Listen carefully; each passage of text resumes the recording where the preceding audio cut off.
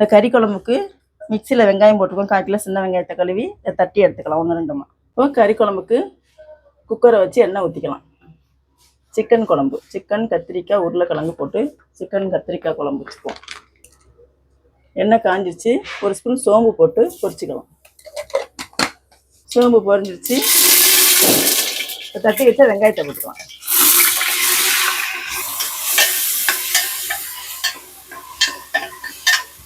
வெங்காயம் நல்லா வதங்கிருச்சு. வந்து 1/4 கிலோ தக்காளி பழம் அறுத்து வச்சுருக்கோம், அதை போட்டுக்கலாம். இந்த தக்காளி வதங்க கொஞ்சம் உப்பு போட்டுக்கலாம்.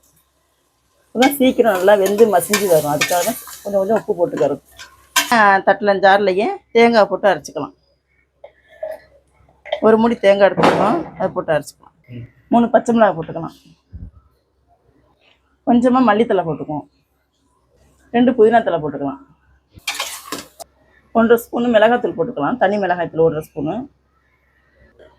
காஷ்மீர் மிளகாத்தூள் 1 ஸ்பூன் போட்டுக்கலாம்.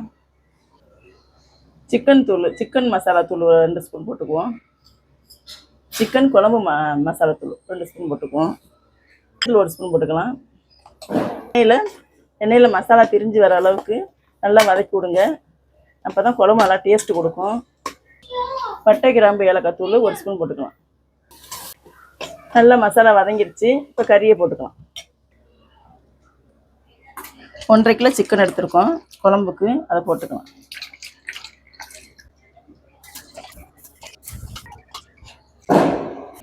அரை கிலோ உருளைக்கிழங்கு எடுத்துருக்கோம், தோலோடு தான் அறுத்து போடுறோம், அதையும் போட்டுக்கலாம். இப்போ இந்த குழம்புக்கு தேவையான அளவு உப்பு போட்டுக்கலாம். தண்ணி ஊற்றிக்கலாம்.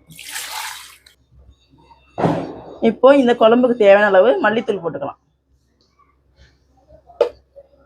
4 ஸ்பூன் போடுறோம். போட்டு நல்லா கிண்டி விட்டு 2 விசில் விட்டுக்கலாம். விட்டுருக்கோம். விசில் அடங்கிடுச்சு. திறந்து பார்ப்போம். நம்ம இதில் வந்து கத்திரிக்காய் போட போகிறோம். இஞ்சி பூண்டு 2 ஸ்பூன் போட்டுக்கலாம். 1/2 கிலோ உருளைக்கிழங்கு, 1/2 கிலோ கத்திரிக்காய் போடுறோம்.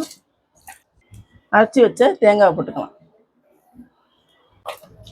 இப்போ உப்பு செக் பண்ணிவிட்டு உப்பு பத்தாட்டி போட்டுக்குங்க. கம்மியாக இருக்குது, உப்பு போட்டுக்கலாம்.